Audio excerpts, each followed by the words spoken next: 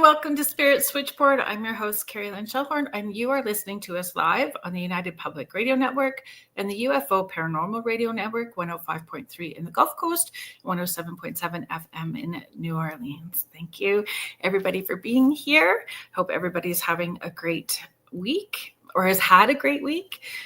If you had joined us last night on Beneath the Hollow Moon, Laura Lee and I were chatting. If you haven't heard already, we are going to be doing a show on Christmas Day. It will go live at 7 p.m. Eastern, which is our regular time. We're going to be doing a holiday haunt hotline. So if you guys have a haunted story, doesn't necessarily have to be holiday, but if it does, that's great. You can pop off an email to me at carrielandsporch@gmail.com or connect with Laura Lee or myself through social media and just say that you would like to come on. So we're going to give you the link. You can come be our guest on the show, pop on and share your story. And we're just going to rotate everybody in and out. We have a few surprise guests that are going to be coming on, which we're quite excited about to share a story or two. So that'll be on Christmas Day and on Boxing Day. I'm not going to be live, but I did a pre-record. So it'll be a new show for Boxing Day with Spirit Switchboard, December 26th, with Troy Taylor talking about his book, The Man. Oh my goodness, I can't even believe that I just did that. It's about Houdini. So anyway, Houdini amongst the spirits. And I'm very excited about that too, because that's everything that I love. Houdini, spiritualism, seances. If we had added chocolate in, we would have hit all of my favorite things. So it was a great interview. It was really weird kind of doing a pre-record and not having folks in the chat and engaging the conversation. So that was new for me. But that segment will air on December 26th. So I hope that you all enjoy it. I'm going to hang out in the chat actually with you guys, and I'll watch it live with you. And I had some weird things, some interesting things. Not going to say that it was paranormal, but some interesting things happened while we were doing the interview. So I'll wait and see if you pick up when that stuff was happening, and I'll let you know what was going on when you see my face. Because it's clear that there was something going on. Hi, Contessa. Thank you so much for being here. Rhonda, hello, my friend. It's nice to see you. Rhonda is co-host of the Orion Effect and the freaking awesome Paranormal show with the Rift Nation Network. And she's been on the show a few times as well, too. So it's always great to see you. Hi, Mort Ellie, Victoria of Astrolight Paranormal. Thank you so much for being here. Victoria was also a guest on the show a few times, which is fun. I'm trying to organize. If you guys have been following me on social media, I do this thing called the 12 Days of Giving. The first 12 days. This is my 8th year doing it. So the first 12 days of December, we do discounts and offers and giveaways and all that kind of stuff. And 2 years ago, I did Be My Guest. So one of the giveaways was to come on the show and co-host a show with me. And so just watch for that, because I'm going to bring that back this year. We're going to do that this year, which will be fun. Sandy Cordick. Okay, my friend, I'm so happy that you're here too, because I was telling my guest before we started that I was hoping some of our East Coast friends would be on tonight to chat with us. So let's bring on our guest. So Toronto-based journalist, author, and founder of the Superstitious Times, here to discuss his book, Eerie Whispers, Exploring Canada's Reluctant Relationship with Its Ghostly Lore, Brian Baker. Hello. How are you doing? Not too shabby. Yourself? Good. Very good. Except for my little flub up forgetting Troy Taylor's name of his book. I had total brain fog moment. I got half of it right. So it's always awful when that happens. But anyway. Yeah. I'm excited. So we had an opportunity to connect at the Lake Superior Paracon in Thunder Bay in October. So it was lovely to connect with you and meet you there. Yeah, no, that was awesome. Great experience, and thank you for introducing me and getting me out of my shell with regards to table tipping and using Oh, yeah, you're the welcome. spirit board. So Yeah, it's kind of it's a fun experience for sure. And that table that I had at the Paracon, I used it 2 more times after that, but it was starting to fall apart and was getting kind of rickety. And I had brought it in, and the legs fell right out. oh, And Trevor Thomas of Snipe, so yeah, he was at the table behind you guys. So he made me a beautiful table.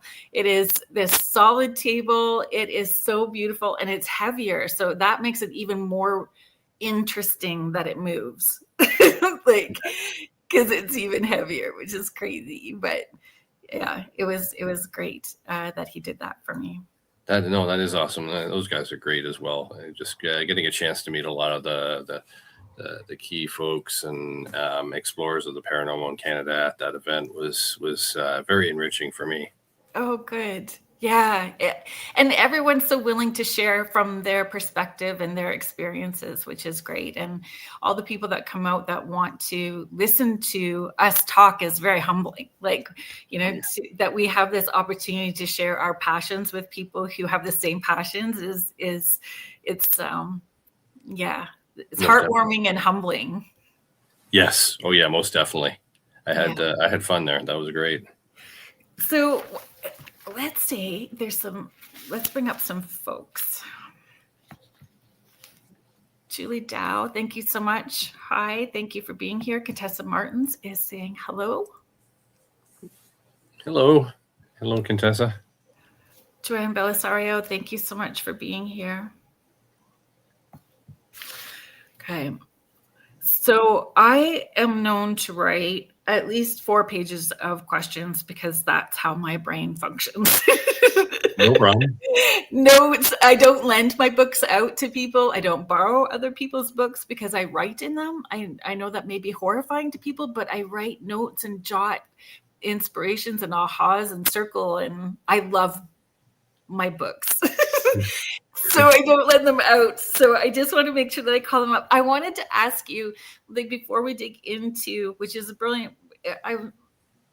a brilliant book. So before we dig into that, I wanted to ask if there was a Canadian haunting that hooked you as a kid or as a teen. Was there a story or something that hooked you during that time as a kid As a kid, or a teen? that's a really good question. I mean, in the '80s, we were so bombarded by American pop culture that Mm-hmm. I think the first introduction to major hauntings would be something that the Warrens would have done. But I think one of the most interesting stories I remember was I grew up in Whitby, Ontario, and I was a drama geek, part of that drama clique at school. So I auditioned at Whitby Courthouse Theater, and the Centennial Building that houses the theater is haunted, allegedly haunted, of course. I And like it. it's Yeah. at the time when I first heard the story, it was the ghost of a parent of someone who was on trial who was going to be executed, and the line set forth, and I wrote about it for the Superstitious Times, is you must right the wrong, and people would hear that, and they would see something up on the balcony, and the balcony used to be part of the upper balcony for the courthouse and stuff like that. So, renovating this old courthouse into a theater, Right. still having that activity kind of tickled my fancy that had already been tickled throughout the glut of 1980s, pop culture, right? Right. So Right. I think that was the first Canadian story that kind of drew me in, and then of course, Banff Springs Hotel is such a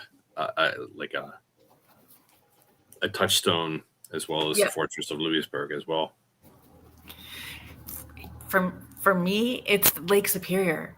Like Edmund Fitzgerald, Lake Superior. I grew up in Sault Ste. Marie, and and going up along the northern shore was something that we always did. And my dad would always say, like, Lake Superior never gives up or dead. And that stuck in my head all the time. So we had all these kind of weird experiences as a kid, but that in particular, I don't know, stuck in my head that if we went to the water, I was going to see something. Yeah. Like, Definitely. something. But it's powerful. Lake Superior's got its own like creepy stories, hundreds of them. Oh, most definitely. Yeah, my uncles lived in Sault Ste. Marie as well before they moved out to BC. So yeah, the Sioux has a like in the back of the head kind of influence as well. Just being all across Canada and traveling out to BC. I lived in BC for 3 years. So. Oh wow. Yeah, it's and you have to go through it. When you're taking, our highway to get from one coast to the other, you go through Sault Ste. Marie. Unless you dip into the States, but there's no way around. Yes. Yep. Yeah, you have to hit the Sioux. But that was, Lake Superior for me. So thanks for answering that. No problem. That was where I wanted to go to start with anyway, because I was curious. And at some point, I've got some more questions like that for you too. Absolutely. For the people that are just meeting you for the first time, can you give them a little bit of your background? Let them know. Yeah, absolutely. I've been a journalist and have been in news media for the last 20 years. I took my undergrad in archaeology at the University of Toronto. Got involved in student journalism there. So I've been writing since I was like 7 or 8, and just constantly putting back then pencil to paper.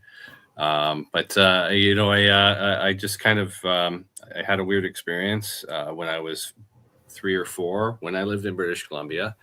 And I think that formed a kind of foundation for my interest in the paranormal. And being privileged to grow up in the 1980s with the glut of ghostly pop culture, from the Ghostbusters to the cryptozoological kind of Monster Squad, movie Baby with Sean Young, and all that other stuff, all that lore, the Usborne books, just kind of helped enable me. And then I 90s, teenager in the 90s, the X-Files kind of drew me in further. I find I've because of my archaeological background and journalism career, I have become more skeptical as I've gotten older, but I still love learning about the folklore, the history, because Canadians learn their history through the vehicle of the ghost story. Yeah. And we tie into the natural environment throughout our, cryptozoological lore, and our ties to the colonialist past, as well as Indigenous oral traditions as well, through this lore, which I love exploring and talking about. Well, I'm glad that you did, because it's a great book. So, and are you able to, like, I think that we had talked about just popping that into the comments for folks. Yes, thank you. Yeah. So there's Eerie Whispers. I can I don't know. I can visit Dundurn Press. I think the link or whatever is available. I'm trying to figure out how to join the chat here. So do you see it? Yeah. Here we go. Go back here for a second here. And there. Okay, there we go. Awesome. All right. Sorry about the delay here. Oh no, it's all good. So what sparked that? Because it's very specific, right? To tackle the reluctance to the relationship with the paranormal. That's very specific. So what prompted that? What inspired you to go down that? Yeah, well, I multiple things. I launched the Superstitious Times in 2018 because I was idle. I was looking for work, and I was still writing often, but I wanted to write about stuff I wanted to write about. not to say I didn't like what I was reporting on at various publications, but the paranormal seemed to be like, because it's 24/7 seasonal news, the only time stories and folklore is shared is during Halloween. So I launched the Superstitious Times to keep it year round, kind of talking to people, TV shows, and so forth. I wanted to kind of cover all aspects of Canadian paranormal culture. And I just kind of ran with it. And I did a feature where I spoke with Michelle DeRoche, as well as Morgan, our network manager and host of Outer Realm and Beyond the Outer Realm, who we all love and adore. And she's one of my first contacts I kind of picked up throughout my work as a journalist when she worked at Casa Loma. So I reached out to her and then spoke with Morgan Knudsen out in Edmonton, Elliot Van Dusen out in Nova Scotia, and Jason Hewlett out in British Columbia, and just kind of gauge the response of Canadian culture around the paranormal and why we're kind of, I won't say aloof, or like we're standoffish about the paranormal.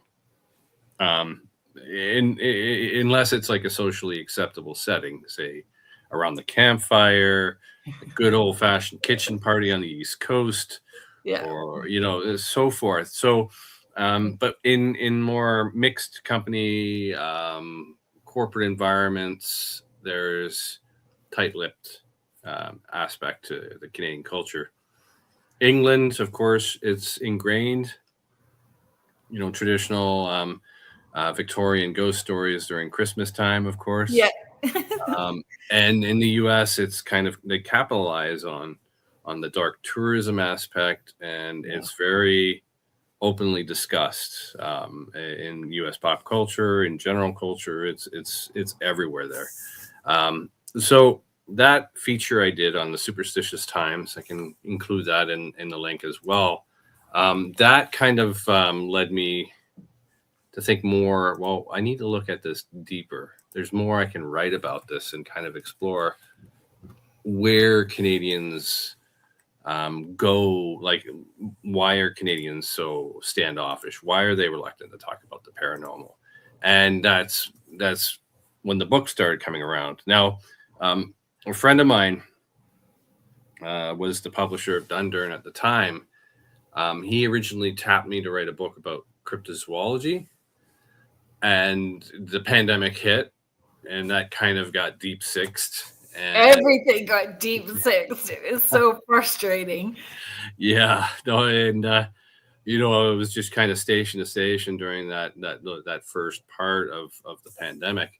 But then I started thinking about, I did the story during the pandemic. I think publication, it was towards the tail end of the pandemic. The worst part was over. But I think I said to him, Kwame, I've got this other story that I'd like to kind of address, and it's Canada's reluctant relationship with this paranormal lore.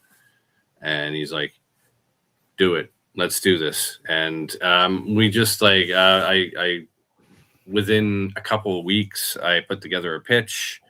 The publishing board at Dundurn approved it, thanks to the work of Jason Martin, kind of setting up my presentation and stuff like that. And then I went to work on it, and over like the span of two years, I did the interviews, I did the research, and then the writing, of course. That was my next question for you. Was how did that background, working as a journalist or as a reporter, affect the approach in how you did your research and storytelling for the book? Yeah, I think it manifested in just one big long newspaper article almost. A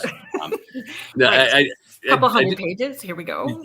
Yeah, and of course blending it together with the chapters and stuff like that. I think two influences for the book were Colin Dickey's Ghostland, which is a great book. I really appreciated, where he's kind of deconstructing where a lot of the lore changes or becomes more fantastic as time goes on. And then I had been reading a lot of Elizabeth Colbert. her work as well. And she's an environmental reporter, Washington Post and stuff like that. So her book, The Sixth Extinction, it's not paranormal, but the format and how she went and interviewed people and explored a lot of these issues kind of also contributed to the foundation of the book.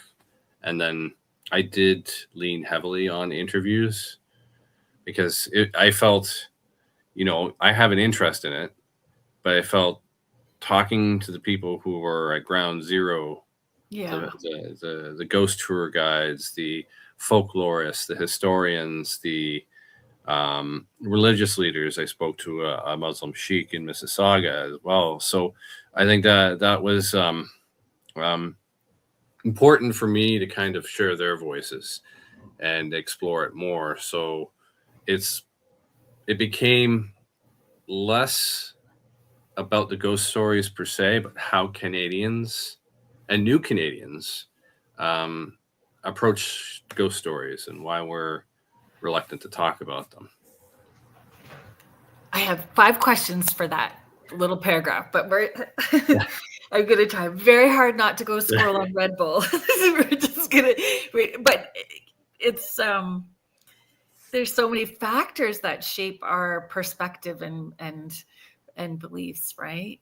Yeah. But early in the book, you define paranormal for the reader. So did the definition of it change as you dug in further into writing the book, like your own personal?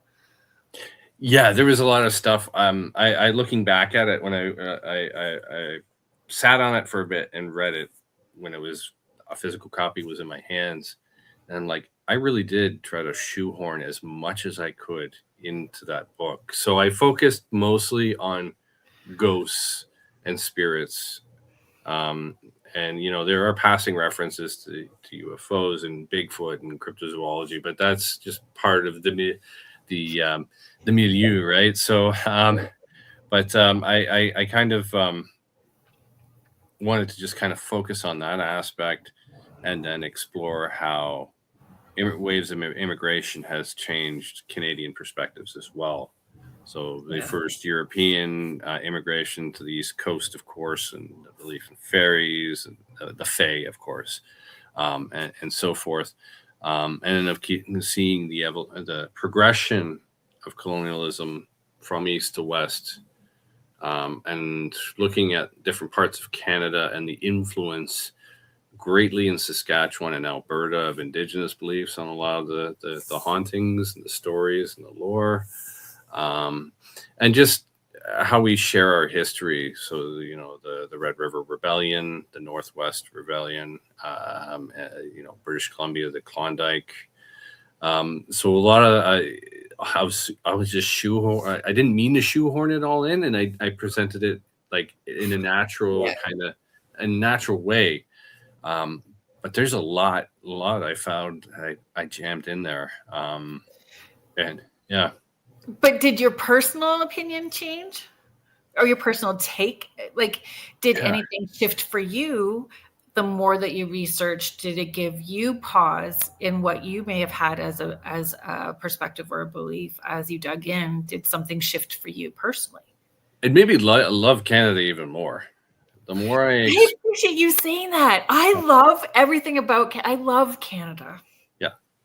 It was just kind of writing this and finishing it up. The edits for the book came during the first couple of months of the threats on Canadian sovereignty. So I was like, so that kind of changed a little bit how I approached it. And I put in a paragraph, just basically, are we just a country about hockey, beer, Tim Hortons? No, we're not. We're much more than that.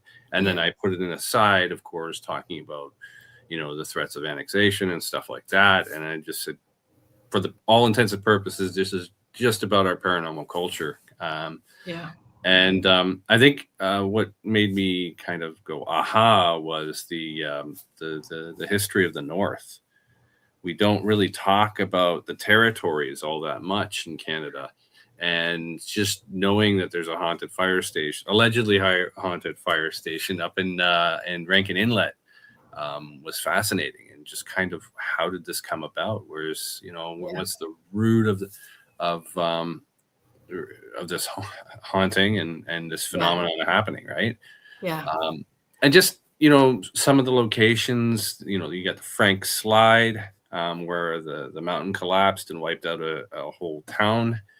And there's a lot of phenomenon that happens around there where people still hear voices in midst the rubble. Bloody Falls, oral traditions of the indigenous people, sharing behind that. And there's so much up north, and it made me want to kind of go, hey, Yellowknife has a rich history, and there's a lot of phenomena. I know. Everyone asks, like, where do you want to go on vacation? I'm like, Dawson City and Yellowknife. Yes, Dawson City too. Yeah, Klondike cake. Yes. Kate. I must be hungry or something, right? No. But yes, that's where I'm wanting to go. Yeah, well, definitely. I think by the end of it, I found that the East Coast was more open to the paranormal. Oh, interesting. You're answering all of my questions without me having to ask them. It's brilliant. And yeah. Go ahead. Oh no, keep going. I love it. I lived on the East Coast. Actually, my daughter was born on the East Coast, in New Brunswick, and it's a very different lifestyle. I find the northern, because I'm from Northern Ontario, we're laid back to a degree, but not as much as the East Coast. East Coast are a little more open in sharing and open in storytelling and open more with their folklore, and not so much for us in Sault Ste. Marie area. Yeah, no, it was funny when I met some folks from the East Coast. And when I went to the Halifax Paranormal Symposium, they're like, "Are you from the East Coast?" And I'm like, "No, I'm not. I was born in Welland, Ontario, and grew up mostly in Ontario. Spent 3 years in BC, but no, it's and they're always surprised. You're from Ontario, and you're that kind of mellow and relaxed." Which I thought was funny. My daughter tells everyone she's from the East Coast, but she was like 1.5 when we moved from there. But she tells everybody that she's from the East Coast because she's like, Mom, people like East Coast people more than they like people from Ontario. It's like, well, it's kind of hard to argue with that a little bit. No, when I was out in Calgary visiting my brother, and the Albertans referred to Ontario as unterrible. Oh, right. I kind of got a kick out of that. My oldest moved to Calgary like almost 3.5 years ago, maybe close to 4 now, and he's like, he's never come back. He loves Calgary so much. Nice. Yeah, no, Calgary's awesome. My brother's now out in Port Alberni in Vancouver Island, but wow. Yeah, it's I've had also the privilege to travel across the country and seen a lot of spots. So there's that kind of geographical connection to Canada as well for me, which made it really enjoyable to kind of write about parts of Canada I've been to as well. And I would feel it's exciting when you find somebody that's willing to share, so willing to be that storyteller and that be open to sharing. Sometimes they wait for the quiet moment in the corner of the room when nobody's paying attention. Hey, I got a story. But how was that received? Did you know who that you wanted to speak to right off the top of your head? Like you had a list, or how did it evolve? I had a list, just of contacts that I had accumulated through my work with the Superstitious Times. Yeah. So, Morgan Elliott, and Michelle DeRoche, I spoke to for the book as well. Yeah. James White out of Ottawa, who does a seance in Toronto every autumn season. Yeah. And, I also did a little digging. I've spoken with Erin Goodpipe from APTN's, like paranormal shows as well. And she was a very amazing contact, and I appreciated like every morsel and detail she shared with me, as well as T Sock, who I'd spoken to, Mi'kmaq, paranormal investigator.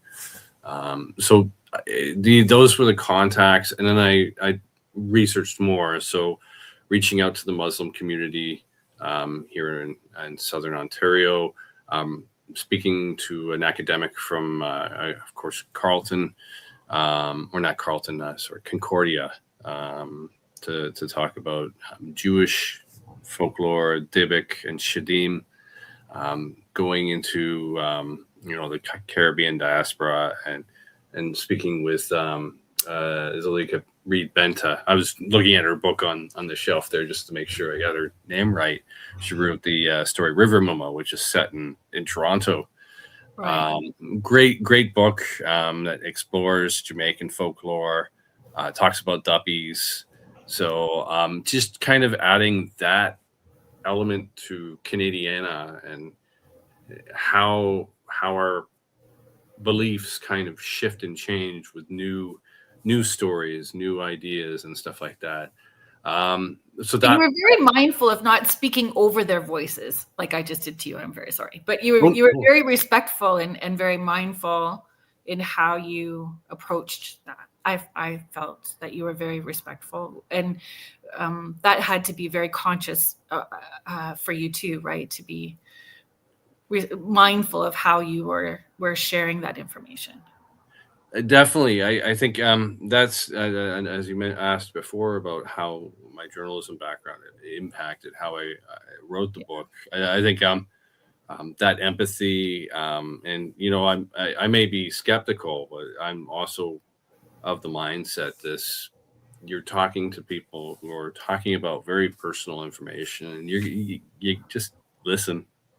And that's kind of what my approach was, is I'm sharing other people's stories. I need to just listen, share it, and then kind of fold it in, like making some bread or whatever, just folding it in. And I spoke with, sorry, I used to shoot photos for a lecture series here in Toronto. Rue Morgue is a horror magazine, covers horror movies and stuff like that. And my friends Andrea Supasati and Paul Korup, they would do this lecture series, bring in folks like Gary Sherman, who directed Poltergeist 3, and chat about how they did it, the perceptions, the beliefs behind it. And I sat down with him to chat about Canadian cinema and how there's a real lack of supernatural horror from Canadian filmmakers. So when I set out to write the book, I didn't just want to talk about our ghost lore. I wanted to talk about how it was represented in the arts community as well. I love that. I worked mostly as an arts and sports reporter, so I felt it incumbent on me to talk about Canadian pop culture when it comes to the paranormal as well. And then, of course, speaking with Lloyd Auerbach about the American approach to the paranormal, and of course, Susan Owens, who wrote The Ghost in art history and stuff like that. She was a great resource from England. So that, I'm an arts nerd. I have over 1,000 CDs, much to the chagrin of my wife. A lot of books, a lot of video games, a lot of movies. So it's yeah, I know. I love it. And I love when you're posting. I think every time you were changing, you were posting a new movie. I was like, oh yeah, I loved that one. That one was a great one. Oh, yep, this is a good one too. I just love all of that stuff as well too, right? And I agree. There isn't that representation of movies made by Canadians, right? There's lots filmed in Canada, but not written or produced or made, directed. Yeah, and I think more of it. I touch on it with Paul in the book.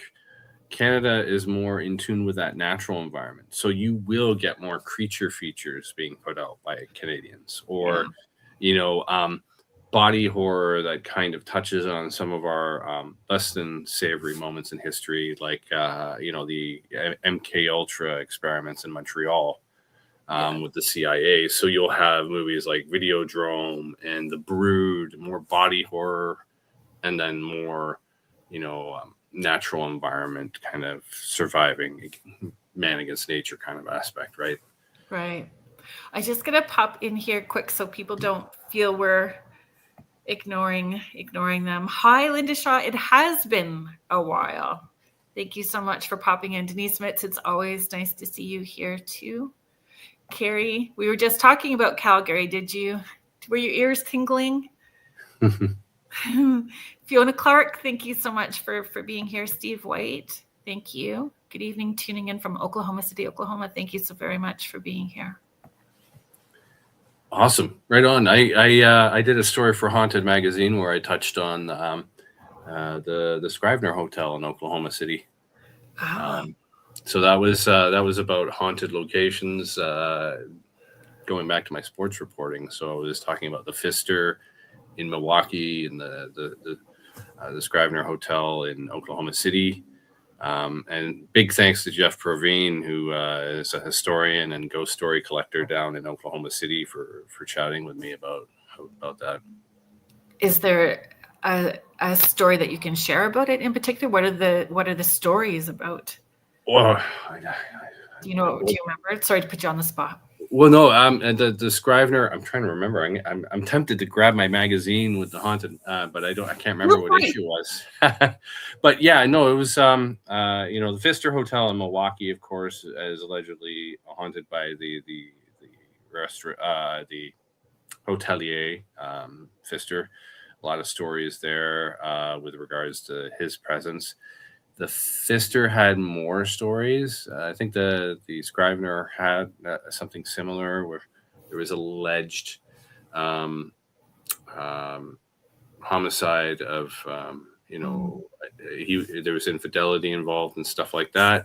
I think that was more of the Pfister. I might be blending the two together, so apologies. Hotels are always haunted. I want to know or dig into if there's certain floors. If there's a theme where it's certain floors in hotels that have that paranormal.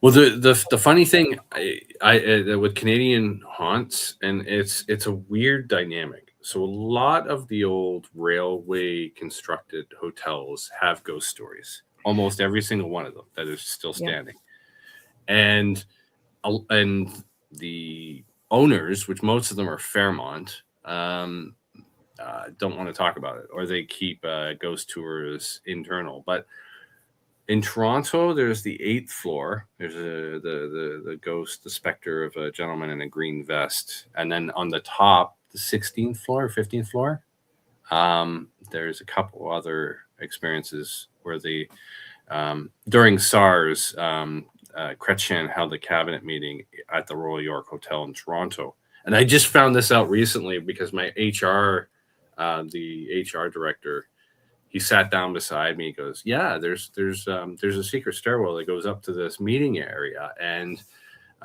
he told me a story about a gentleman who had worked in the hotel for years, and he allegedly hung himself in that stairwell. So people get a weird vibe when they walk up there, and it's not in use very often. So I, even though this is my job, right, talking to folks that are crossed over and have been this way since I was a kid, I still left brain that stuff first. Does everybody know that story before they feel weird going up? Are they told about it? So they've already got that little bit of a, it's been planted in there. So now they're going to create that experience for themselves. I'm interested in knowing that part too, right? Yeah. That story is actually relatively new. I know a lot of people, why are all these haunts so old and Victorian? And I always kind of think, well, that's safer that way because you're at arm's reach. There aren't a lot of people to kind of say, I'm related to these people. Don't talk about them. So it's that Victorian aspect. But I think, the freshness of this, and that's why the Fairmont Royal York doesn't want to have to say, well, there was a suicide in a hall, a stairwell up in the 90s and stuff like that. So, in my head, I assume all hotels have had everything. Yes. Oh, yeah. I just assume it's all happened here. So chances are there's going to be a story somewhere. Yeah.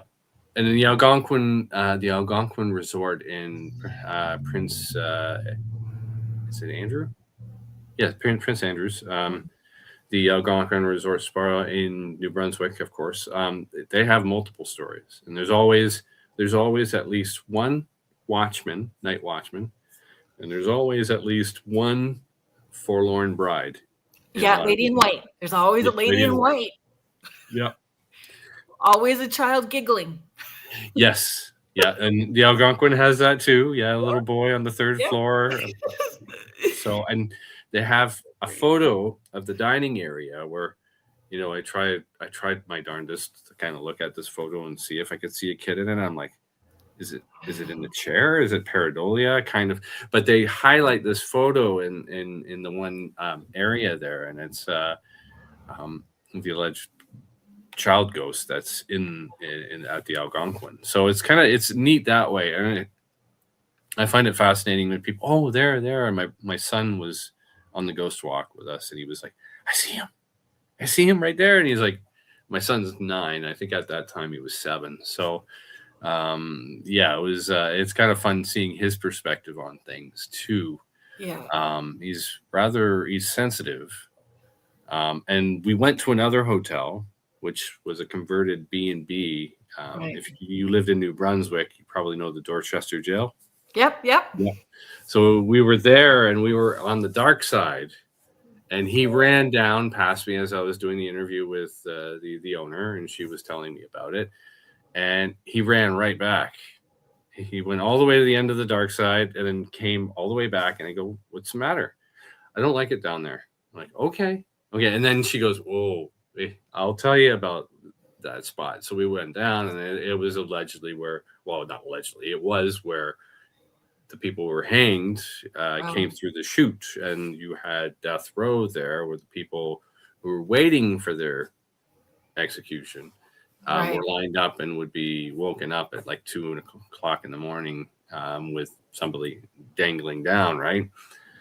So that was interesting seeing my son's response to that. But going back to Algonquin, it was really interesting, the child story. And I always ask when I'm doing a feature on a haunt if there's a paper trail to, these deaths. And if I had more resources available to me, I would go down to the historical places to pull any death certificates and stuff like that, newspaper clippings I can. But maybe that will happen with the next book. You'll have those resources available to you. Yes. At that place. Absolutely. It'll be there. Carrie, that's interesting. Thank you for sharing that.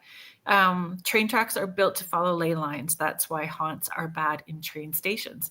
So an event that I did in October was at the station in Smiths Falls with the train tracks right behind it, and was part of the train where you'd buy your tickets and stuff like that, now a theater. So it definitely has some stuff happen in it. After for sure. Steve White is sharing. That's awesome. Yeah, the Skirvin Hotel in Oklahoma City definitely has a haunted reputation. Most NBA visiting basketball players refuse to stay there because of its reputation. Yep. So then do we make the haunts what they are, or do we make them bigger by adding that energy to it? Do we evolve it because we talk about it, we feed into it? It's an interesting thing to chat about, right? Yeah, and I touch on the Philip experiment in the book, and that aspect of a tulpa or a thought form. Yeah. And I think a lot of that energy, I use the example, there's an episode of the TV show Supernatural where they went to a location. It was a cabin in the woods, and the haunting became more progressive as the people were writing on this bulletin board, sharing their stories about this haunted location and adding to the haunting. And then the haunting began to change more. And then when the Mhm. brothers, of course, caught on to this, they Yeah. changed it themselves. But that aspect of the tulpa, which I thought was kind of funny, because they walked into the cabin and then they found the Buddhist symbol beside the blue oyster cult symbol. That was funny, right? But yeah, and I think a lot of these hauntings do pick up and snowball. Yeah. Because we talk about them more. And No. that's probably why the Banff Springs, the Dancing Bride, kind of captivates me, because it's probably, I find, one of the most talked about hauntings in Canada. But there haven't been. There'll be people sharing the story of the bellhop at the Banff Springs, Sam McCauley. This elderly gentleman in an older uniform helped me out to my room. And you'll hear more experiences about that than seeing a sighting of the Dancing Bride in the Rob Roy room, right? So it's interesting. And then a story like that, there would be a paper trail. With Sam McCauley, there is a paper trail, and he's buried in the one cemetery just down the mountain from Banff Springs. So it's fascinating how these two stories kind of coexist in the same location, but one is rooted in fact, and the other one is rooted in kind of lore. Lore. Heidi, thanks for popping in and being here. Good evening, Carrie Lynn and Brian. Much love from Boulder, Colorado. Awesome. Thank you. Thanks a lot, Heidi. We've been hitting all the questions. Even I had you written on pop culture, X-Files, modern paranormal TV. So it shapes belief systems, right? So that was where do you think Canada or Canadian media has helped the conversation about hauntings? You know, where is it maybe flattened it or cheapened it, or have they encouraged it? Yeah, well, that was one really cool thing. I know we're not out and about with TV shows and programming about Canada, but there are a lot of production companies that do content, paranormal content, like haunted hospitals and Paranormal 911 and all that stuff. Yeah. So, and they're Tobin Long, of course, who I appeared on 4 episodes of Haunted Hospitals in season 4. And Tobin Long was the producer and did the interview, and chatted with him about Canadians opening up for the shows that he did. And I think the Canadian format for paranormal shows is less about, that night vision kind of thing aspect, and more about jump scares. Yeah, and sharing more of the, the talking heads, the people who experienced it, the hauntings in a hospital, and then kind of sort of reenacting it to illustrate it. Yeah. I mean, there's an emotional connection and a trauma that is there for some people after, and so it's very personal. I feel what we're receiving from people. Yeah, and then Aaron Goodpipe has been on Paranormal Revenge and talking about a lot of those traumatic, more, I guess not, I won't say controversial, but the stories of like spousal abuse and stuff like that, and amplifying certain energies that are in a house. So, there's more of an academic and sociological approach. And of course, Creepy Canada was such an anchor for a lot of paranormal lore. I think that was my first introduction to the story of the Angel Inn. Ghost My daughter's got a great video in that bathroom. Yeah. So I think Creepy Canada is probably one of the biggest things, and Beyond the Haunting, the team, Corinne, Kelly, and Leanne, they've done a great job. And of course, even going back further with Girly Ghost Hunters, where you've got Dana Newkirk. Before she moved to the U.S., she was on that show with her sister and 2 others, and that kind of, they explored a lot of the Ontario haunts.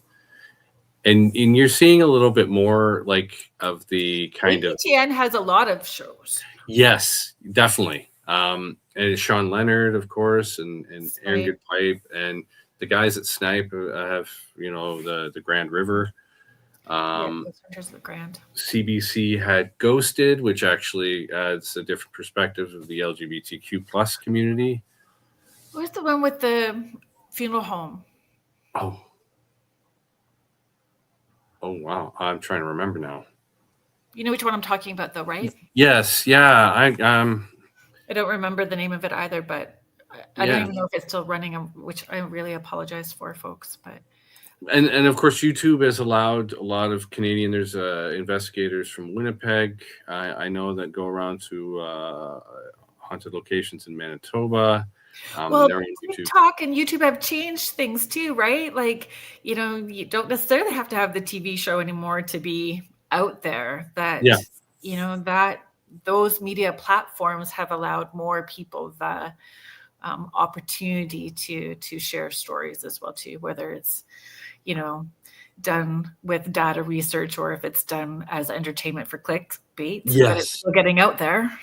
Yeah, and I of course I spoke with them and I did the investigation of the Alexander Keith's, of course, but men's. Here we go. I'm trying to look it up here. Apologies. Lomar Men's and Chelsea LaSalle. They have their own show out in the East Coast as well, and of course. Hauntingly Krista, of course. There's a lot of folks that have utilized social media and platforms like YouTube to kind of get out there, explore Canadian lore, and share the history as well. Yeah. Steve is asking a question. I don't know if we will be able to, but question, I know there has to be a reason behind this, but why do you think so many people witness seeing a woman dressed in a white dress at different locations all around the world? Yeah, I think, it's all around the world. In different places, it has a different kind of context. The Krasui and the Manananggal in Philippines and Indonesia, La Llorona in Mexico. And the stories, I think a lot of them, I find it fascinating. And I would love to kind of, it'd be great to talk about this is Evelyn Hollow out in England. She would be great to chat about the idea of the lady in white. I think a lot of it has to do with the latent misogyny and sexism, of course, and these ideal perspectives of women in North American culture, in places with high death rates at birth. You will get these, like the story of the Krasui and Manananggal, because they feed on pregnant women. So the folklore around that, they're in white. And then they, if you hear the Manananggal, you got to, protect your pregnant wife, because, these issues of infant mortality, SIDS, during the Irish potato famine, of course, you have the lore of the changeling kind of playing into that as well. The fae replacing a child, right, with a changeling, and it's the woman in white waiting for her man to come back and dies at sea. Yep, in North America, like she's longing. I'm like, I'm gonna be the swamp hag. That's what I'm gonna be. The Bell Island Witch, the what was it? The Bell Island Witch in Newfoundland. It's in North America. Yes, it is definitely that forlorn bride aspect, and that's the context here. I know I was focusing on South Asia, but in North America, Canada, you have Montmorency Falls in Quebec, you have Banff Springs, you have Algonquin Resort Spa. You have the Prince of Wales Hotel in Niagara-on-the-Lake. So there's all these stories of forlorn brides crying. And I think it's that kind of Victorian ideal. And I suggested in the book that people must have been reading Wuthering Heights. Because it's like romanticized, right? Yeah, it's the romanticized of Catherine and Heathcliff and all all these characters. And it almost seems part of these like forlorn brides. And of course, La Llorona is as a different context. Of course, a wife, her husband's, cheating on her, and she drowns their two kids in the river, Oh, and she, dear. walks the earth out of guilt and vengeance, and kind of like that while weeping. So it's fascinating. I love how It is fascinating, but I get tired of the broken woman story. I do too. That's why I was kind of mocking it after a while. Yeah. It's like, this is too much. It is. It is too much. Hi, Jen. Jen is sharing, only time I've ever seen a ghost was in the hospital. There's lots there. A lot of hospitals turned into condos. They did that in Sault Ste. Marie. Oh, I think they're doing that in Edmonton right now too. Shannon, it's good to see you. Swamp hags forever. Yes. Joanne, I mentioned ghostly encounters. Right on. Yes. No. That was the other movie. I forgot to mention it, but Grave Encounters. You just kind of triggered something in my head there, Joanne. Thank you. Grave Encounters was one of those few Canadian productions that kind of touched on the supernatural and that trope of paranormal investigators going into an asylum. Which I thought was cool, and it added that element of ghost adventure of setup, and the cocksure host, and he's like, I know all this stuff, and it's all we're gonna do this to exaggerate it a little bit more, and then and of course his hubris is his downfall, and it wouldn't be a horror movie if there wasn't a downfall. So kind. Yeah. Okay, I wanted to touch, because I was thinking,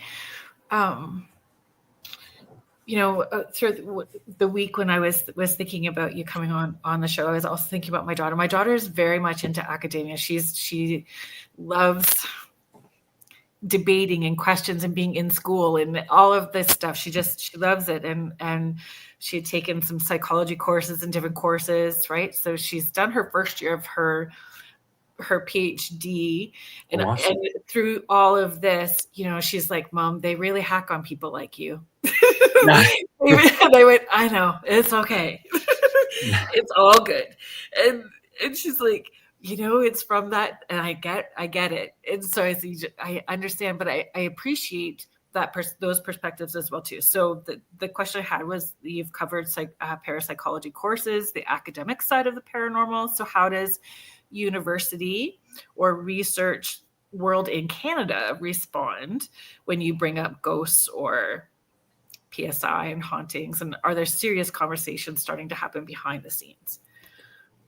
It comes in waves. I know I spoke with Paul Kingsbury for an article about AI impacting paranormal investigation for Haunted magazine, but most academics just shut down. I've been trying. Years ago in 2011, I wrote a feature in the Town Crier about how much the Toronto ravines could have a mountain lion population, because in southern Ontario there have been sightings of cougars and so forth in rural areas.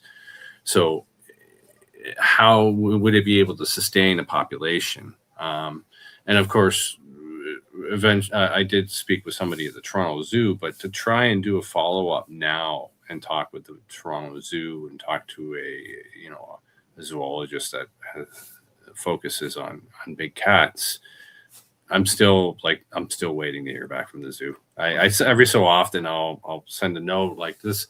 Listen, I want your perspective on it, and they were going to get me to chat with the president of the zoo to kind of talk about roadside zoos and the lack of, policy in Ontario. So it would have taken more of a political skew if I took that route. But is it fear of being ridiculed? Sorry? Is it fear of being ridiculed? Like fear of being ostracized within their community if they talk publicly? It about is the peer review aspect. I know when I was taking archaeology, they did their level best to push pop culture out of the way. So the kids like me grew up on Indiana Jones. That aspect that originally drew people to taking archaeology in university was kind of, dismissed. So, Laura Croft, the video game, anything related to that, and just kind of focusing on the factual evidence. So But I there's think, such a blend, though. Like if you look at yeah. Greek mythology or Egypt, like there was such a big belief in. Oh yeah. No. And that's that. I mean, that would be the social anthropological thing, and that's kind of, if I Yeah. went back, I would probably go the social anthropological route, because I mean, my book is pretty much a big it's through the social anthropological lens, but Yeah. I think it all depends on what it is. So Dale Jarvis out in Newfoundland is a folklorist, is involved at Memorial University. Folklorists are easy to chat with. They're talking in the context of folklore. Right. And when it comes to actually talking about, well, ghosts, are they legit? Are they real? There's apprehension. Even though in the past, in the 70s, when I was going through a lot of the New Horizon journals, which was sci and paranormal and pertaining to a lot of the same people who were behind the Philip experiment, there were University of Toronto professors from the physics department and stuff like that involved and engaged, actively writing about, Right. laws of physics and sci and so forth. So it's interesting. And, when I look back at Ghostbusters, it really kind of hit the nail on the head with what was going on socially. So, the beginning of the movie, the guys get kicked out of the university campus, they cut the funding, Yeah. and that was actually happening, right? Yeah. And, Duke University got rid of it, and then you got the Rhine Institute out of it, right? So a lot of these things were happening in the 80s, and I think there was a shift in academia where they weren't going to, unless it was a social science, they weren't going to kind of put funding into the science aspect of it. Yeah. So it is tough. I remember in one of the interviews I had for the article for the Superstitious Times that parlayed itself into the book, Jason Hewlett was trying to reach out to a biologist about Ogopogo. Oh. And he was openly mocked in an email response. So it all depends on the professor you get and what they study. So Paul Kingsbury out in BC, he's a geography professor. So right. it's like, and it Being all skeptic is good.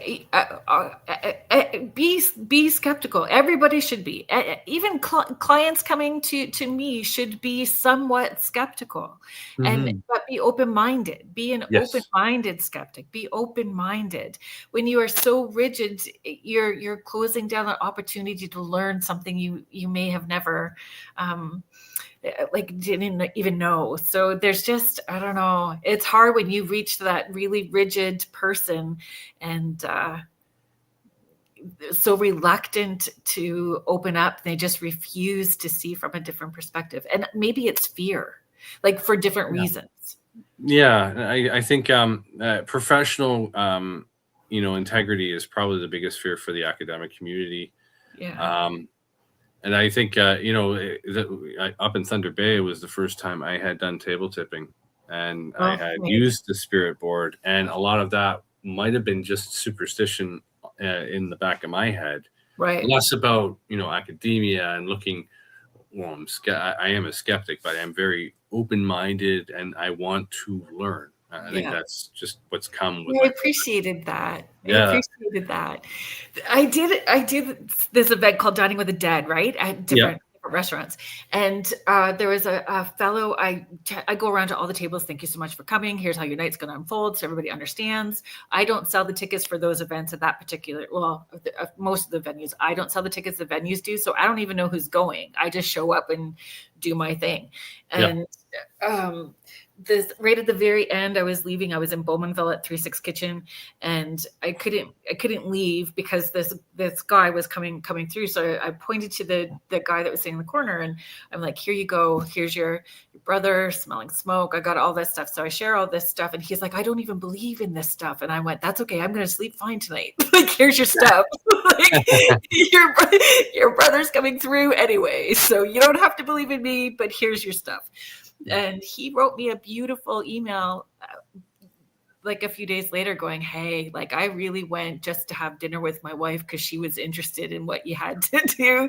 I didn't even want to be there." And he's like, it was amazing. And so I it made me cry because that, in a good way, that's what you want. You just want people to be open-minded. Mm-hmm.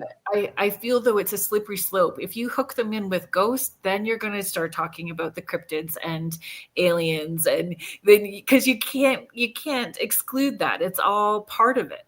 Yeah, and I think with Canadian culture, I find a lot of people are really apprehensive of going down that rabbit hole because they don't want to be seen as woo-woo. Canadians are very polite and respectful, and they don't want to be seen as too gregarious, I think would be a nice way of putting it. Sure. My dad still asks me, "Are you still doing that witchy stuff?" And I'm like, "Yeah." Yep, it's my full-time job. He's like, can't even believe that this is a discussion that we do every day. It boggles his mind. I'm sorry to cut you off mid-sentence there. So I don't get in trouble, I need to do our station ID. So we're going to do our station ID really quickly. Yep. So folks, if you are just joining us now, thank you so much for being here. Everybody that's in the chat or that is listening, I appreciate and I'm grateful for all of you. You are listening to Spirit Switchboard, and I am your host, Carrie Lynn Shellhorn. You are listening to us live on the United Public Radio Network and the UFO Paranormal Radio Network, 105.3 in the Gulf Coast and 107.7 FM in New Orleans. If you are interested in finding out more about the shows and the hosts that UPRN has to offer, you can head to uprntalkradio.com. There is thousands of archives for you to check out, and it's not all high strangeness and paranormal. There is something for everyone. Today we have Brian Baker, author of Eerie Whispers, on discussing Canada's reluctant relationship with its ghostly lore. Awesome.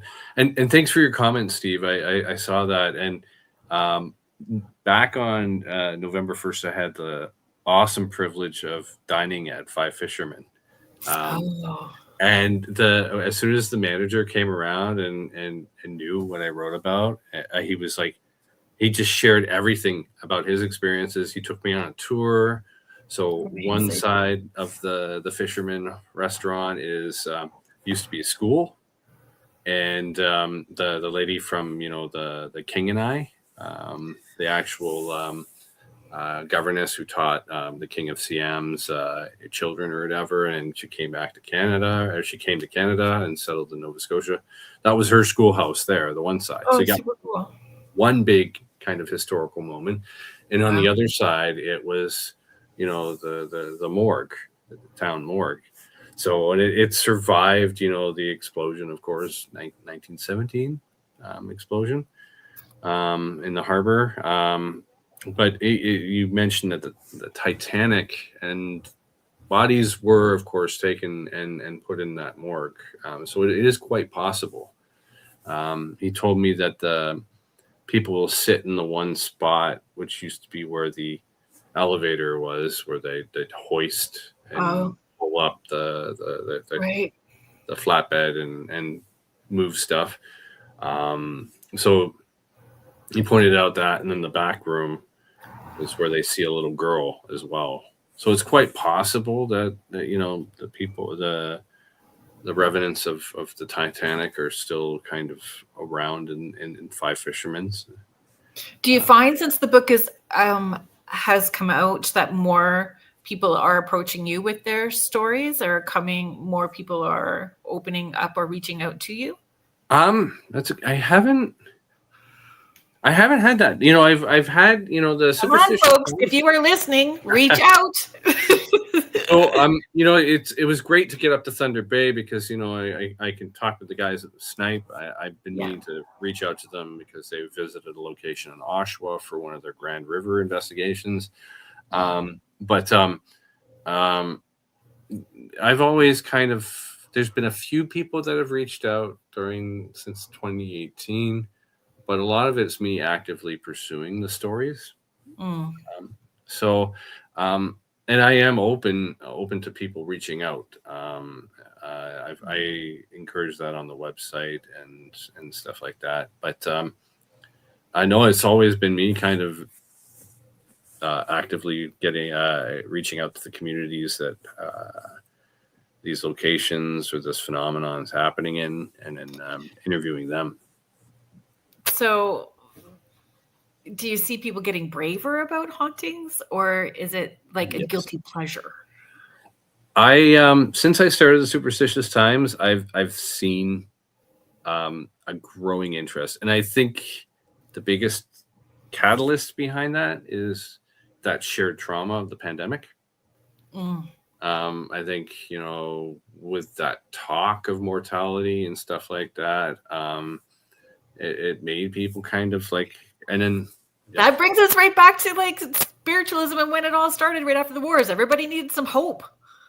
Yes, exactly. Everybody wanted to connect with the people that were crossed, and they needed hope and connection. Yeah. Along come Fox Sisters, and away we go. Yeah. Yes. and then we have Lilydale from that whole experience, and it's a hopping place. So my train of thought just went off the rails there. Sorry. That's okay. Carolyn Lee, thank you so much for being here. Carolyn is asking or sharing, I was wondering if Nova Scotia would be considered reluctant believers because of the topics you just discussed. The stories seem to be easy in that area for sharing. Wondering if the Canadian coasts are more full of stories. Is it Aboriginal on the BC coast? That's a wonderful question, Carolyn. Thank you for that. I would say Nova Scotia is probably, out of all the provinces, Nova Scotia and Newfoundland are probably the most open because of that maritime lore, the acceptance that a lot of the male figures and families were fishermen, and they'd go out and you didn't know if they were going to come back. So that acceptance of death and acknowledging it in kind of, the lore behind tokens and the lore behind forerunners and a lot of that kind of spiritual aspect. I find, and Nova Scotia is also, I find, has the most writers of the paranormal. So you've got Steve Vernon Oikel, Darrell Walsh, Elliot Van Dusen, of course, does the Halifax Paranormal Symposium, does an incredible job. And there's so much hunger for it in Nova Scotia and Newfoundland, I find. And it's also where the immigrants landed on the coast, right? So that was a question that I'm coming back to as this was triggering that. Like, what surprised you the most about newcomers' beliefs or fears and ghost stories having blended or clashed with, Canadian narratives? Yeah, and the Indigenous stories I find throughout my work as a paranormal journalist, they get misappropriated and changed, especially Ogopogo. Nahaha EQ was just a spirit in the water that they would, give thanks to through tobacco ceremony. Thank you for the fish. Thank you for the water, the resource. They're in relationship with. Exactly. Yeah. So, and then, there's a boom. People are coming into the interior of BC and they want more people to travel there. So they borrow Ogopogo from a Scottish song and, name the sea serpent Ogopogo, right, and then do a whole marketing campaign around it. So it really is neat how stuff like that can blow up. And I know I talk about Wendigo a bit in the book, but a lot of Indigenous folks do not like talking about or even acknowledging it.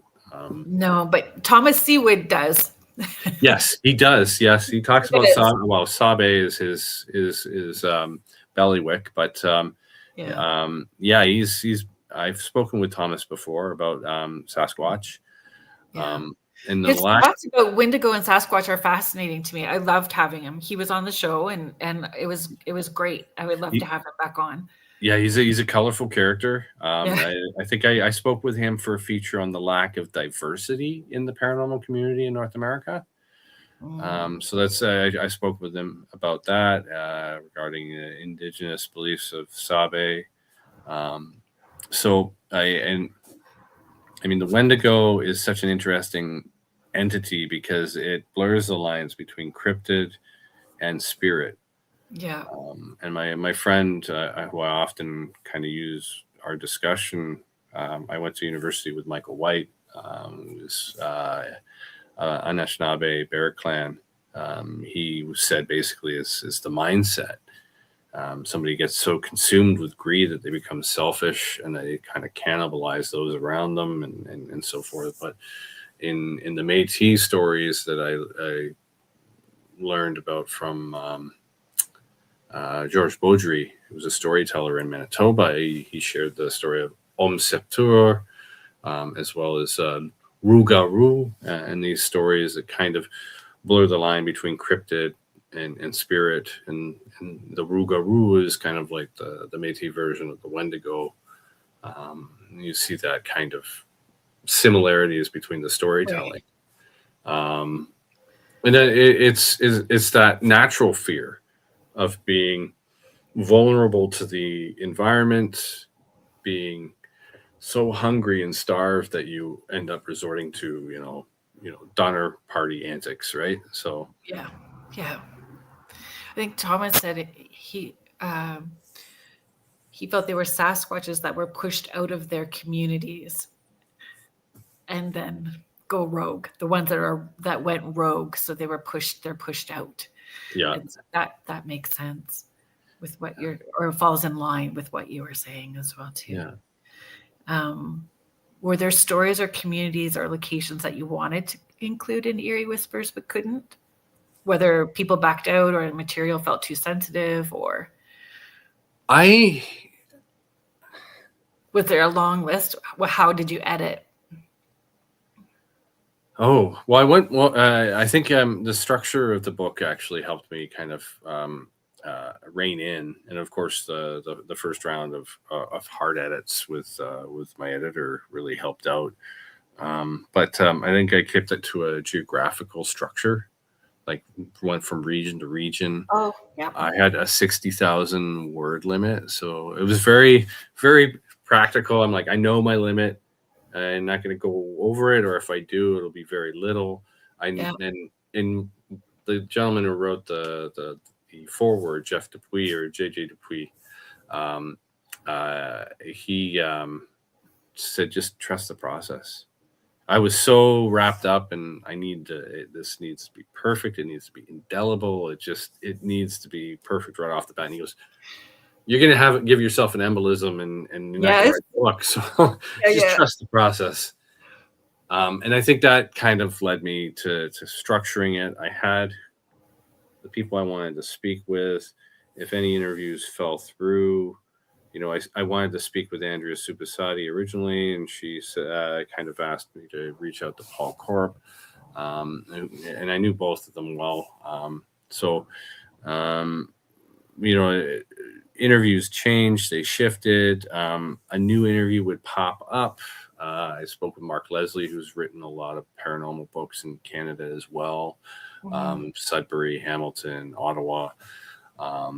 And I emailed Andrew Hines. So if I didn't get an interview with him, I would email the questions. So John Robert Colombo, and I've got a nice story to share about John Robert Colombo recently. It was awesome. But I emailed them and they sent their responses back via email, and I included that. Oh, brilliant. So I adapted on the fly. Had this. Oh, sorry. Oh, no, that's okay. I'm sorry. I was just going to repeat myself, but go ahead. You had mentioned towards the beginning of the show that you feel that you became a little more skeptical. through writing? Is it really skeptical, or can you talk about that a little bit more? Like there was no like becoming a little more comfortable with uncertainty. I'm very relaxed. I think I maybe the word skeptical. I cast a more critical eye. Maybe I think that might be more accurate. Yeah, And yeah. it's just like, well, what's happening? I don't immediately jump to anything supernatural. Like my kids will come to me and we'll talk about stuff. What are the options? You got to sometimes think Yes. outside the box. Yes. You know, actually, just yesterday, my colleagues, the management, were installing TVs in the office, and they were joking with me because they had the stud finder, and they're like, "Oh, look at this! There's some weird stuff going on here." I'm like, "Oh," and then, like my dad was a carpenter, worked in construction. I worked with Sparkies while I was in university. Yeah. Electricians, sorry, a little inside baseball talk, calling them Sparkies, but. I have a son that's in his 3rd year of electrician's apprenticeship. Awesome. Right on. No, that's cool. Congrats. Yeah. Yeah. And Yeah. you know, I'm like talking to them. I'm like, well, Yeah. obviously there's something behind there. There's a conduit of some type. And sure Yeah. enough, they went down, they talked to the people. Oh, there's a whole fire like alert system. I'm like, well, there you go. There's your issue with the stud finder, right? So it's like, Yeah. but I'm That's like, brain first. yes. And when all of that has been, worked through, if there's something left, then it's interesting. Yes, and I'm of that mindset. You know, like there's probably 90% of stuff can be explained, but that 10%, that 1 to 10% Yeah. bracket, that's the aha. Like, what is doing this? What's causing it? And I think you know, I really like. You know, there's a lot of scientists, high profile scientists, and very critical thinkers that have said, you know, there are things we don't know, like Neil deGrasse Tyson or Jane Goodall talking about Bigfoot. And, you know, the gentleman, his name escapes me, he was in the wheelchair, physicist. Yeah. Sorry. It, I know what you're string, talking about. yeah, and string theory and stuff. There's stuff that it's just, you know, I liked in the movie The Haunting, or the TV series Haunting of Hill House, where Oh, it the was gentleman, good. yeah, he's I don't call it supernatural, I call it preternatural, because it's not yet, the is not yet there. So Yeah. it's like we're in that process of trying to learn this stuff. Our technology is getting more vast, and our technology is interfering more. Like we have so many like frequencies and waves that are going around, whether it's connecting our phones to our stereos. So there's a lot more interesting phenomenon happening. So I think I guess I'll say I'm skeptical. I like on a scale of 1 to 10, like 5 being in the middle, 1 being skeptical, 10 being believer. I would say I'm about a 4. I'd like to kind of rationalize everything first and look at the history and look at the influences on Stephen Hawking. Yeah, thank you, Sandy. And I want to see the influences first, because I always kind of default to the Philip experiment, right? And thinking how much the mind can impact, and we talked about how our ghost stories kind of snowball. And then they change over time, like broken telephone. So I'm like, find the root, find the paper trail. I know it's hard in a lot of instances, especially if you're investigating a haunted location in a place that's war torn and those historical records are gone because of war. Some of those places I struggle with, like, I mean, as a working medium, people tend to, they either want to overshare or like it's better to not know anything. And I don't like hearing like, so Tommy is our resident ghost. And I'm like, how do you know it's really Tommy? Or like, are you sure there's not a Billy Bob too? Like there's, like there's, I just, when I hear like, these are the ghosts that are here, we've got these 5, I'm like, I bet you there's still more to those. So we can start with this, but like, do you know for sure? Like, or different people, like these other people waiting in the wings for the right person to show up so that they can come forward. And that's again, right? Yeah, and that's when history plays in, and that's why, Elliot Van Dusen, I took a parapsychology course with him with PPRI, Yeah, and basically it's a social science, right? So you explore the history of the location, and that's the stuff I nerd out about. Like that's the paper I love trail. history. Yeah, and it's so awesome, and the geography as well. Like what's underneath the house, right? What's causing it? Like, is there iron? Is it limestone? Is it this? Is it that? So, and the different, is it methane gas? Like kind of like, I want to rule out everything first in what we know before making that jump or leap to anything paranormal. Yeah. But I'm very fascinated, and I want to learn, because there's certain things that I've seen mediums like yourself do, and I'm like, wow, like that's awesome. Like I want to know more. I want to know how the sausage is made. And yeah, me too. Yeah. Like, because I grew up in Northern Ontario with nobody around doing this, know, like, so there was no influence for me, really. Yeah. I found out about my great grandfather doing this afterwards. But I didn't know that at the time. But we found newspaper articles about him when I was an adult. Awesome. Reading tea leaves, and there's a reporter interviewing him about giving readings and stuff like that, and I had no clue about it. But when you're talking about, I was thinking about when you talk about the land and is it gas, is it all of these things? I think about that with signs as well too, right? Like, I always say, like, if you find a dime in a Walmart parking lot, you just got lucky. That's not dead folks trying to get your attention, right? Like but we want it to be the sign, and so many of us inside want it, that connection and hope, and for many different reasons. Again, fear of not knowing what's going to happen when we die, or our loved ones okay. We're wanting those connections. Yeah, it's funny you mentioned. Go ahead. Sorry. No, go ahead. I just go right down cryptids too, because I like comic books and all of that kind of stuff. So I go from ghosts to cryptids really quickly. Oh yeah, definitely. Likewise, I love the natural environment and animals, so I'm always kind of looking at that. It's funny you mentioned the dime story, because I'm the second book signing that I had for Eerie Whispers. We're at Indigo, and my wife got freaked out because I picked up a dime outside the bookstore as I was leaving, and then we went down to the food court to grab a quick bite to eat, and I picked up another dime.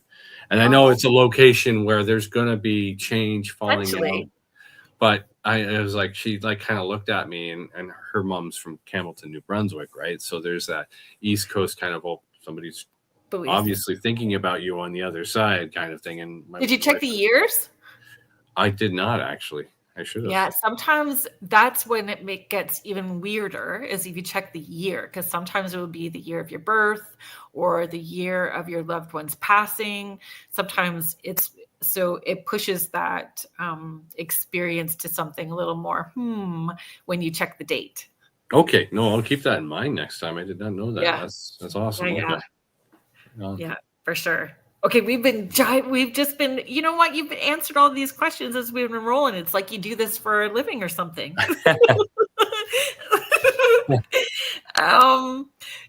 So just like fun question, a location in Canada you think is underrated in terms of hauntings and needs more attention? Oh, that was one of my goals when I started the Superstitious Times, is to kind of shed light on locations that weren't as well known. And, I love, the Centennial Building in Whitby holds a warm spot in my heart because growing up there. Right. And, the Haney House in I lived in Maple Ridge, BC. So I actively went and pursued a location in Maple Ridge, BC to write about. And the Haney House, of course, came up, and there's a lot of history with that place. Is there a location that you would encourage people to learn more about then? Montmorency Falls. In Quebec. I love that story, and it's a very old story, and of course, unfortunately, it is a lady in white story.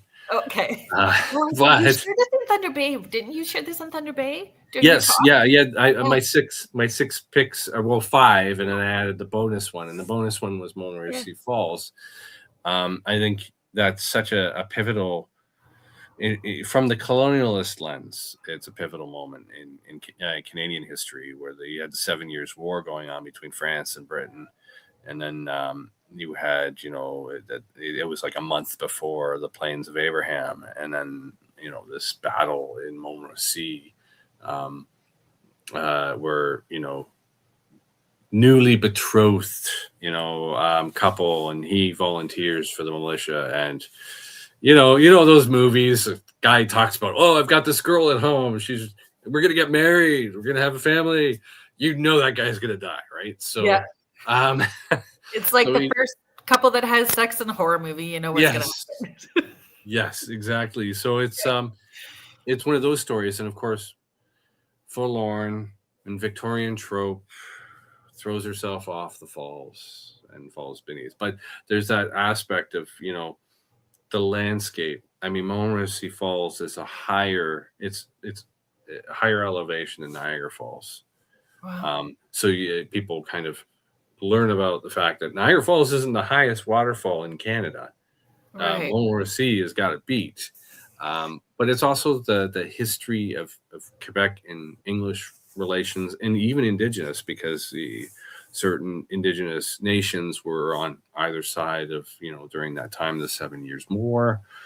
So it's a fascinating kind of point in Canadian history that a lot of people don't know about or don't remember, outside of the teachers teaching the Battle of Plains of Abraham and all the agreements afterwards. So I really do like that story. There's a romantic element. As a reader myself, I love that kind of storytelling vibe that has. Yeah, it hooks people in.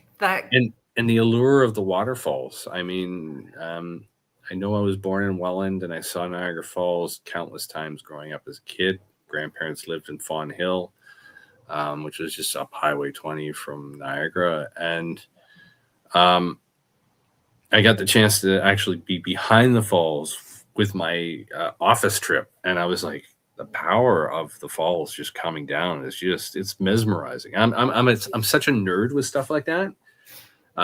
Thunder Bay, the Sleeping Giant. I was like sitting there right on the coast of Lake Superior, and I was like, I could sit here all day. The morning sunsets were stunning. Oh yes, stunning, definitely. Okay, I'm just gonna pull up a couple of these.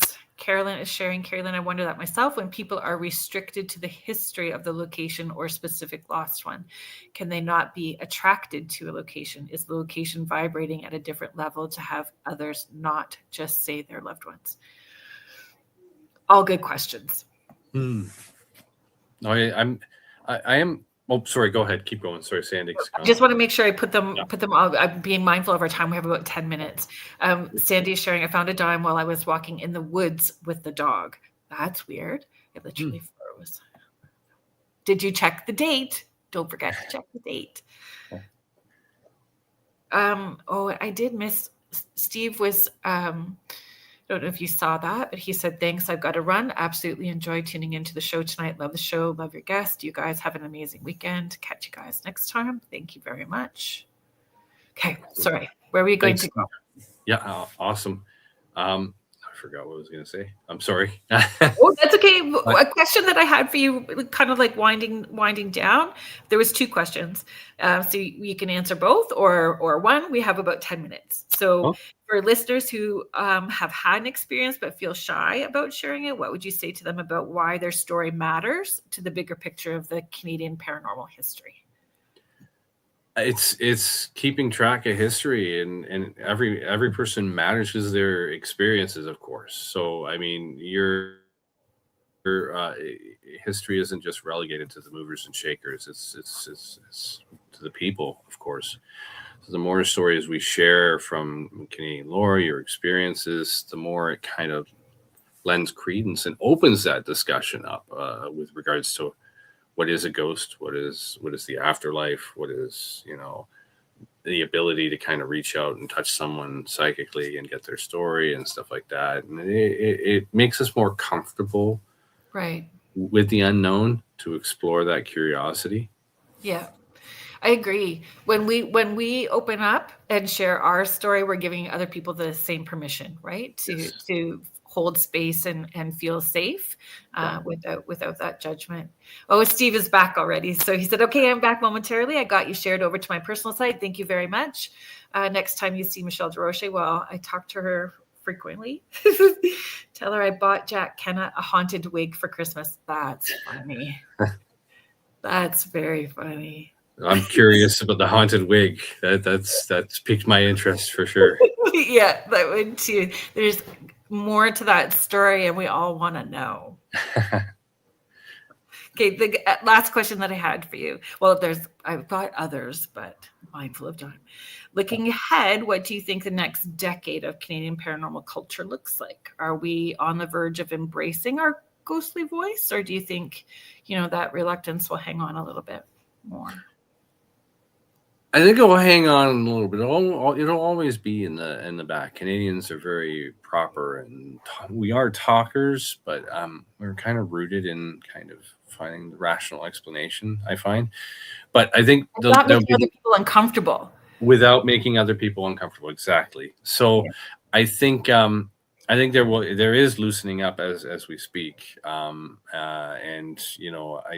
I'd love talking about this. So I could see myself writing about this topic again and exploring maybe more hyper-local focus. But I think, UFO talk is becoming more open, both at in politics and so forth. You're seeing more talk about folklore and cryptozoology, and kind of a return to kind of folklore and sharing that story as we bury ourselves deeper into technology. So I think it's almost a release from the technology that we have to revisit something in nature. Well, stepping away from all of that frequency. Yes, exactly. Yeah. And that kind of parlays, like when May comes around, I do want to pitch a second book to the publisher and say, I want to write about Canada's relationship with its cryptozoological lore. Yeah. So, and that would definitely, that's something I really want to explore, because we're more in tune with nature as Canadians, from the Courrier de Bois to the Klondike Gold Rush, and just living off the land, the Central European immigration waves to Saskatchewan and Alberta. And so heavy Indigenous, like, yes, stories that are there too. It's yeah. And Thomas Seward would be great to talk with. Just in kind of going back to that well, and speaking with George Baudry as well. Carolyn is asking, how do you think AI? Let's pull this back up. How do you think AI will influence or interfere with this topic, if reality versus entertainment? I'm already seeing it as AI is getting so much more realistic. I'm seeing people posting videos of giant anacondas and like swallowing like stuff, and you see those videos of the polar bears climbing up onto the side of the ship, and it's like, that's fake, but it's becoming more and more realistic every day, that you're like, you got to look at certain things. Like, there are these, my son's watching YouTube, and he's watching this video of a photograph with Hugh Jackman, Tom Holland, and some nondescript director looking guy. And the person is deconstructing this AI photo, and it looks exactly like Tom Holland, and it looks exactly like Hugh Jackman. And they're saying, well, they're not the same height. Tom Holland's shorter than Hugh Jackman. Yeah. So, and it's like, one person will see, well, the lighting is off on that. So they're showing how to deconstruct AI photos, but at first glance, like AI is like really so. If somebody takes a photo and it makes an AI photo of a bunyip in Australia and tries to pass it off as legit, it's starting to blur the lines a bit now. And is it making people more skeptical then? Yeah, and it'll be people will be 100% more skeptical. But with visual evidence, that we've had these moments before with the spirit photographs, of course, Mary Todd Lincoln and that was a whole scandal for the photographer. Yeah. And then you get these moments where technology keep presenting technological evidence like CCTV footage and all this, and it'll come and go. People will be very, very strident with their opinions on it, and then as time goes on, there'll be an acceptance kind of. Vivian is sharing, I would love to learn more about Saskatchewan stories. Oh yes, Saskatchewan's great. I didn't know that. I didn't know. I have not heard a lot of stories from Saskatchewan. Yeah, there's a Centennial Building in Regina I've written about, which is an old train hub. Somebody mentioned earlier in the comments about the trains being on ley lines and stuff like that. The Centennial Market had a secret office in the upper part that was revealed, and they were using it as a marketplace, and it was a Sears at one point. So anything with secret something, I'm in. Secret something and tunnels. Oh yeah. the restaurant in Swift Current, Saskatchewan, I believe, that has some lore to it. I did speak with a folklorist who knew Dale Jarvis, and she's in Saskatchewan. And my grandfather, here I'm going through my book, sorry, to find some Saskatchewan stuff. My grandfather was born in Fenwood, Saskatchewan. So while I was writing the book, I found out that, and that kind of influenced me more as like Saskatchewan means that's a whole pretty cool too. That you learned more about your own family as you were. Absolutely. Yeah. And knowing during the same time, and I didn't include it in the book, but the Doan family, the Doan gang in the U.S., who, I mean, during the War of Independence were a thorn in Washington's side. Two of the brothers had gone up to Canada, and one of them married into my family line. So it's interesting going back. They were Quakers, and my family, my mom's, you go back far enough, were Amish. History is fascinating, right? My mom dug deep, and Abraham Lincoln is some great time something grandfather to us. And I'm like, I love that doing what I do now, and their connection to spiritualism. No wonder. Yep. Like, it's great. It is a double-edged sword, though. My mom is big on genealogy, and she goes back far enough, and then she goes forward, and she goes, oh, you're related to Humphrey Bogart, favorite actor, right? And then she goes, oh, you go back far enough, and you go forward, you're related to Cindy Crawford, my biggest crush growing up as a teenager. And I'm like, oh, well, thanks, Mom. So I'm like, wow, I went there. That's just weird now. Sucked the air to the room on that one. Yeah. So it's a double-edged sword. I mean, I thought it was cool. Okay, you go back. Yeah, I mean, we go back far enough. You're related to somebody, right? Somebody. But, for sure. Everybody wants to be Cleopatra in their past life too. So, there's that. Denise Smith, great chat. Thank you, Denise. The falls in Quebec story reminded me of the scenic caves in Collingwood, Lover's Leap. Yes, I've heard of Lover's Leap. Yeah, I have heard of that place. Yeah. So, let everybody know where they can purchase the book. Where are you doing a book signing coming up anytime soon? Where can people find you? I'm trying to connect and do another one. In the new year, I will be signing probably in Toronto again. I'm trying to get out to Pickering this weekend to do a book signing at oh my gosh, it's escaping me right now. But you can find the book at Dundurn Press, the website, Eerie Whispers, of course, if you connect with that. It's available at Indigo bookstores, Barnes & Noble in the U.S. You can order it through your independent bookstores, of course. And yeah, it's the ALC Art and Oddities Parlor in Pickering. I'm going to try and get out to this weekend. They're having an event, Christmas event. So if you're out in the Durham region area, pay them a visit. And I pull that back up again. It's ALC Art and Oddities Parlor, 900 Brock Road, Unit 5. Thank you. This has been great. Yeah, spending time with me tonight and sharing with all of the listeners about a little more about Canadian history and your book, which is full of information that's, I hope that everybody takes the opportunity to buy it and read it. Yeah, no, thank you so much for having me on. This has been wonderful. I know I'm chatty. So. Yeah. Yeah, it was so busy through the Paracon. You don't really get to hang out with anybody because you're so busy doing things, right? So this was a great opportunity. Thank you so very much. When book 2, which if it's cryptids, whatever, please know that the door is open. Awesome. Well, thank you very much. You're so welcome. Thank you, everybody in the chat.